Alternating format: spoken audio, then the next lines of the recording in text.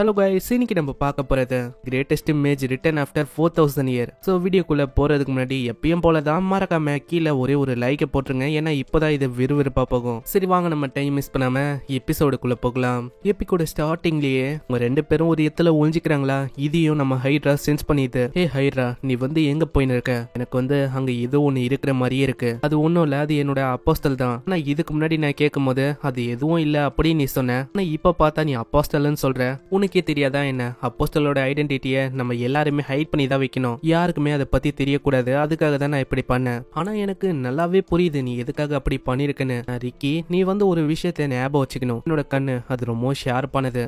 இது தப்பிக்காது. நான் சென்ஸ் பண்ண வரைக்கும் அங்க இருக்குது. அது ஒரு எல்ஃப் மாதிரில எனக்கு தெரியுது. அதே மாதிரி நான் நல்லா யோசிச்சு பார்த்தா இந்த நோஸ் டாகோட இறைய தாக்க வந்ததும் ஒரு எல்ஃப் தான். அப்போனா நீ சொல்றதுக்குள்ளேயே அங்க பயங்கரமா தலையை வெட்டி போட்டுறான். ஓ, எனக்கு இப்பதான் புரியுது. அந்த ட்ரேடர், அந்த ஏமாத்தினவன் நீதானா? நம்ம டெமிகாடுக்குள்ளேயே கருப்பாடு இருக்குன்னு தெரிஞ்சாங்க. ஆனா அது நீயா இருப்பன்னு யாருமே எதிர்பார்க்கல. நான் இதை பத்தி நான் சொன்னா எனக்கு ஏகப்பட்ட மரியாதை கிடைக்கும். அங்க ஹைட்ரா தப்பிச்சு ஓடலான்னு பாக்குது. அதுக்குள்ள எல்லா தலையும் அவன் வெட்டி போட்டுறான். இதை பார்த்துன்னு இருக்க ஃப்ரேவும் ரொம்ப ஆச்சரியமாகறான். அட, நான் அவன் கண்ணை மூடி திறக்கிறதுக்குள்ள அங்க இருக்கிற அத்தனை தலையை வெட்டிட்டான். இப்பதாங்க ரிக்கியே சொல்றான், இல்ல நான் எல்லாத்தையும் வெட்டல, ரெண்டு தலை மிஸ் ஆயிருக்கு. இன்னும் சவுத்து பக்கமா போயிருக்கு, இன்னொன்னு இந்த பக்கமா போயிருக்கு. ரத்தமும் கிடக்கும். அந்த ரத்தம் அது ஃபுல்லாவே பாய்சன் தான். அது சும்மா யார் மேலேயாச்சும் பட்டாலே அவ்வளவுதான், அவங்க அங்கேயே இருந்து போயிடுவாங்க. சரி ரிக்கி, இந்த சைடு இருக்க தலையை நாங்க பாத்துக்கிறோம், அதே மாதிரி நீ அந்த தலையை பாத்துக்கோ. ஆனா அந்த ஹைட்ராவை நீ சாதாரணமா எடை போடக்கூடாது. அது கிட்ட இருக்கிற அந்த பாய்சன் அது ரொம்ப டெட்லியானது.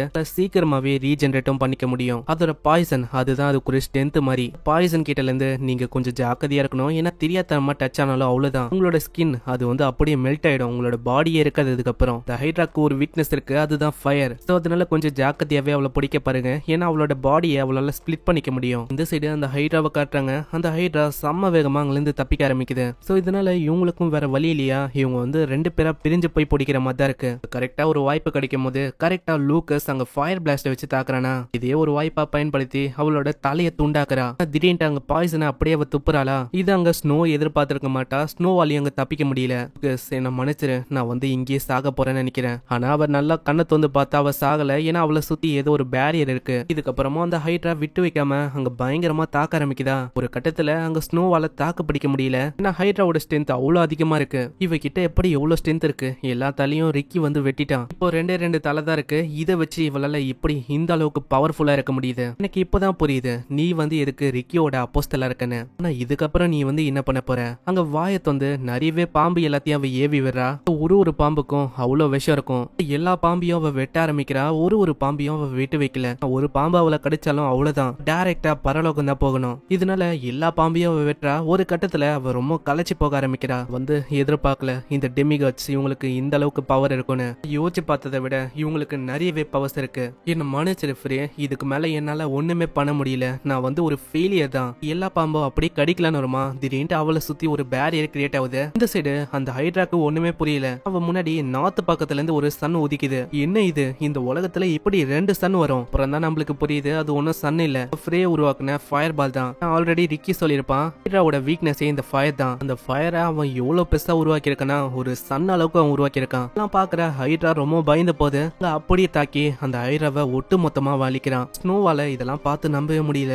டெமிகாட இவன் எவ்வளவு ஈஸியா அழிச்சிட்டானா. ஆனா என்னால எதுவுமே பண்ண முடியல. என்னால அப்படியே வெறுமா பின்தங்கிதான் இருக்க முடிஞ்சது. இந்த சைடு அங்க ஃப்ரேவோ சொல்றான், வேலை இந்த எபிலிட்டிஸை பயன்படுத்தும் போது எவ்வளவு செகண்ட்ஸ் ஆகும் அதெல்லாம் என்னால கணக்கு போட முடியுது. இல்லைன்னா அவ்வளவுதான், எல்லாமே ரொம்ப கஷ்டமா முடிஞ்சிருக்கும். ஆனா ஃப்ரேவோட உடம்புல என்னால அவளைக்கும் எதுவும் பண்ண முடியல. இப்போ என்னால பண்ண முடிஞ்சதுக்கு காரணம் நான் 8வது ஸ்டாரை ரீச் பண்ணிருக்கேன். அதனால ஒண்டிதான் என்னால இப்படி பண்ண முடிஞ்சிருக்கு. நான் 4000 வருஷமா அந்த அபிசஸ்குள்ள அடைஞ்சு கிடந்தேன். இப்போ எனக்கு ஒரு நம்பிக்கை வந்திருக்கு. கண்டிப்பா என்னால அந்த டெமிகாட எதிர்த்து ஜெயிக்க முடியும். இந்த சைடு அங்க திடீர்னு ரிக்கி சொல்றான், சீக்கிரமா நம்ம இங்க இருந்து போகணும். நம்ம இங்க எவ்வளவு நேரத்துக்கு இருக்குமோ அது ஒரு மிகப்பெரிய பிரச்சனையா இருக்கும். சீக்கிரமா என்னோட சின்ன வீட்டுக்கு வாங்க. நெக்ஸ்ட் சீன்ல அங்க வராங்களா. இப்பதான் ரிக்கி எல்லா விஷயத்தையும் புரிய வைக்கிறான். இப்பதான் அவன் சொல்றான், நீங்க எப்படியோ அந்த ஹைட்ராவை கொன்னுட்டீங்க. இதுக்கப்புறம் இந்த இன்ஃபர்மேஷன் இது அந்த அனண்டா அவனுக்கு தெரிய வரும். அவன் தான் அந்த பாய்சனை கண்ட்ரோல் பண்றவன். இதான் ஃப்ரேவும் யோசிச்சு பாக்குறான். ஏன்னா ஃப்ரே ஒரு எபிசோட்ல சொல்லிருப்பால, இந்த பாய்சனை கண்ட்ரோல் பண்றவன் இவன் தான். அவ்வளவுதான் ஃப்ரே, இதுக்கு மேல நம்மளுக்கு டைம் இல்ல. நம்ம கூடிய சீக்கிரத்துல அதை பண்ணணும். ஆமா நான் அந்த கிறிஸ்டலை நீ கொடுத்தல, அதை நான் குடிச்சிட்டேன். இப்போ எனக்குள்ள அந்த டிவைன் பவரை நல்லா உணர முடியுது. என்னோட மேஜ் பவர் அதெல்லாம் உணர முடியல. நீ இன்னமும் எங்களோட டிவைன் பவரை நல்லா கண்ட்ரோல் பண்றதுக்கு கத்துக்கணும். ஏன்னா 3 மாசத்துல அந்த அசம்பிளி அது வந்து நடக்க போகுது. டெமிகாடோட அசம்பிளி அப்போ நான் வந்து அங்க போகும்போது உன்னோட மானாவோட ட்ரெஸ் அங்க மாட்டிக்கினா அவ்வளவுதான், நீ அங்கேயே மாட்டிப்ப, அது கூடவே நானும் மாட்டிப்பேன். ஏன்னா நானும் டெமிகாடை ஏமாத்தின்னு இருக்கேன். ஸோ நம்ம மாட்டக்கூடாதுன்னா உனக்குள்ள இருக்கிற அந்த டிவைன் பவர்ஸ் அதை கண்ட்ரோல் பண்றதுக்கு நீ கத்துக்கணும். ஏன்னா அதை பண்ண வேண்டிதான் அங்க வந்து யாருக்குமே எந்த விதமான டவுட்டும் வராது. ஸோ இப்போ நம்ம ட்ரைனிங்க ஆரம்பிக்க போறோம். இவங்க போகும்போது ஸ்னோ அப்படியே கட்டி பிடிக்கிறா. நான் வந்து கேள்விப்பட்டேன்ப்பா, அதாவது ஹியூமன்ஸ் அவங்க குட் பை சொல்லும் போது இப்படிதான் அவங்க பண்ணுவாங்களாம். யார் அவங்க ரொம்ப நம்புறாங்களோ அவங்க கிட்ட. எனக்கும் ஒண்ணுமே புரியல. இந்த ஹியூமன்ஸ் இவங்க வந்து ஒரு வித்தியாசமான ஸ்பீஷிஸா இருக்காங்க. குட் பை சொல்றதுக்கு இந்த மாதிரி உடம்ப ரப் பண்ணி தான் சொல்லுவாங்களா என்ன இதுவோ. ஆனா ஃப்ரீ நீ இல்லாம கண்டிப்பா எங்களுக்கு போர் அடிக்க போகுது. சரி ஏதோ ஒண்ணு நான் வந்து கிளம்புறேன் அப்படின்னு கேமிலுக்கும் சாக்ஸுக்கும் சொல்றேங்க. ஆனா என்ன மன்னிச்சிருங்க, நான் இப்போ சீக்கிரமா அங்க போய் ஆகணும். இதுக்கப்புறம் அங்க ட்ரைனிங் ஆரம்பிக்குது. ஃபர்ஸ்ட் டிவைன் பவர்ஸ் வச்சு அவன் தாக்குறானா அதை ரிக்கி ஈஸியாவே தடுக்கிறாரு. ஆனா போக போக அந்த ட்ரைனிங் ரொம்ப கடுமையாகுதா. கட்டத்துல லூக்கஸ் அங்க ட்ரைனிங்க வேற லெவல்ல பண்றான். இதனால அவரோட சுவாடை எடுக்கிற மாதிரி ஆயிடுது. அங்க ஃப்ரே கிட்டயும் அவரு சொல்றாரு, ஃப்ரே நீ உண்மையிலேயே ஒரு திறமசாலி தான். நான் வந்து எதிர்பார்க்கல. நான் 2 மாசத்துல இதை வந்து நீ மாஸ்டர் பண்ணிட்ட. இந்த உலகத்திலேயே நீ தான் இதை ரொம்ப ஃபாஸ்டா பண்ணிருக்கன்னு நினைக்கிறேன். நான் ஏன் இப்படி சொல்றேன்னா, ஸ்னோ அந்த பொண்ணு வந்து ரொம்ப ஜீனியஸ். ஆனா அவளை கம்பேர் பண்ணா நீ அதுக்கும் மேல இருக்க ஃப்ரே. ஆனா ஏதோ ஒண்ணு நம்ம சீக்கிரமா அங்க போகலாம். அட நம்ம என்ன இப்படியே போக போறோம்? டெலிபோர்டேஷனை யூஸ் பண்ணி நம்ம போகலாம். இல்ல அப்படி என்னால போக முடியும். உன்னோட பாடி அது ரொம்ப வீக்கா இருக்கு. அப்படி நீ வந்து அது வழியா வந்தா உன்னோட பாடி மெல்ட் ஆகி உன்னோட நிலைமையை அப்படி இறந்து போற மாதிரி ஆகும். அதனால நம்ம அப்படியே நடந்து போறதுதான் ஒரு நல்ல விஷயமா இருக்கும். என்னது நம்ம வந்து நடந்து போகணுமா? அதுக்கப்புறம் அவங்க போறாங்க. போற வழியில சில பல ஆளுங்களும் வரி கேக்குறாங்க. நீங்க வந்து எங்களை தாண்டி போகணும்னா எங்களுக்கு நீங்க பணத்தை கொடுக்கற மாதிரி இருக்கும். ஆனாங்க அவனுக்கு ஒண்ணுமே புரியாதா. அப்படியே அவன் முழிச்சு நிற்பான். உனக்கு என்ன இன்னமும் புரியலையா நீ வந்து எங்களுக்கு பணத்தை தந்தா வேண்டிதான். உங்ககிட்ட என்னென்ன பொருள் இருக்கோ எல்லா பொருளையும் இங்க தந்தா வேண்டிதான். உங்களால இங்க இருந்து உயிரோட போக முடியும். மரியாதையை எல்லாத்தையுமே கொடுங்க. ஆனா இதெல்லாம் பாக்குற லூக்கஸ் ரொம்ப கடுப்பாயிடுவானா. அங்க ரிக்கி எதுவுமே பண்ணாம சும்மா தான் நிக்கிறான். சோ இதனால லூக்கஸ் அங்க அவனோட பவரை பயன்படுத்தி எல்லாரையுமே ஒரு வழி ஆக்கிடுறான். அடே நீ என்ன அவங்கள கொன்னுட்டியா இல்ல இந்த மாதிரி ஆளுங்களை கொன்னா அது ஒரு மானக்கேடா இருக்கும் நம்மளுக்கு.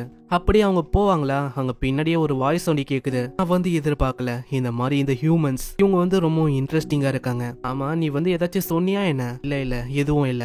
இங்கே இந்த சீசன் 1 முடியுது. அதாவது இந்த கிரேட்டஸ்ட் மேஜ் ரிட்டன் ஆஃப்டர் 4000 இயர் இதோட சீசன் 1 முடியுது.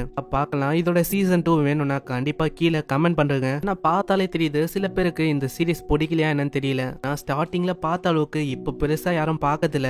கம்யூனிட்டி போஸ்ட் நான் போட்டிருப்பேன். இதோட சீசன் 2 வேணுமா இல்லையா நீங்க தான் சொல்லணும். இதே மாதிரி இந்த சீசன் 1 நான் திரும்ப மூவியாவும் போடுவேன். அதையும் நீங்க பார்த்து கொஞ்சம் சப்போர்ட் பண்ணுங்க. இது நல்லா ரீச் ஆச்சுன்னா நம்ம சீக்கிரமாவே இதை பார்க்கலாம். இல்லைன்னா வேற ஒரு மான்வாவை பார்க்குற மாதிரி இருக்கும். ஸோ கண்டினியூ பண்ணலாமா இல்ல புதுசா ஏதாச்சும் பார்க்கலாமான்னு கீழே கமெண்ட் பண்ணுங்க. கம்யூனிட்டி போஸ்டையும் செக் பண்றேங்க. ஏதோ ஒன்று போறதுக்கு முன்னாடி லைக்கை போடலன்னா மறக்காம போட்டுருங்க. அவங்கள நெக்ஸ்ட் சீசன்ல பார்க்குறேன் இல்ல ஒரு நெக்ஸ்ட் சீரீஸ்ல பார்க்குறேன். அது வரைக்கும் sayonara.